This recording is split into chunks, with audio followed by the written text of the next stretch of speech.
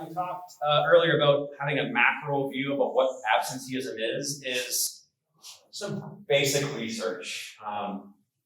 2017, 2018, the Global Competitiveness Report talked about productivity as Canada as a nation and organizations' competitiveness and productivity. Productivity meaning productivity with its labor pool, productivity with its plant and equipment, all those factors. And Canada, surprisingly, ranked 14th of those 15 somewhat developed nations. Then took a look at, well, let's actually look with labor productivity. The productivity organizations get from labor. And again, it looks like we're about here, and it's about 74% of our largest trading partner, the US. So what this means is we're not as productive with our labor pool. Why?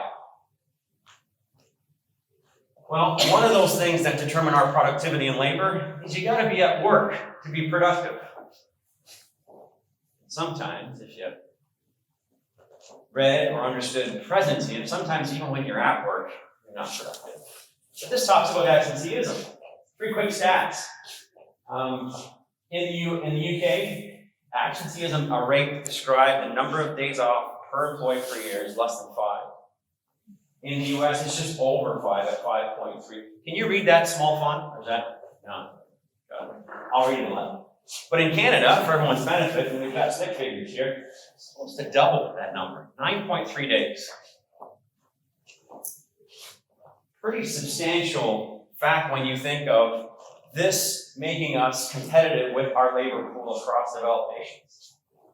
So we come to this point in our presentation, is it's a big deal. It needs to be looked at strategically. It's growing.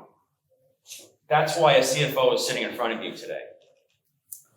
Is you've all been in situations where you wanted to do something in the absence world, maybe create a new policy, and it requires things like funding. How are we going to get funding for this stuff? And at the tactful level, quite unsuccessful. Highly successful when it's elevated to the more strategic level.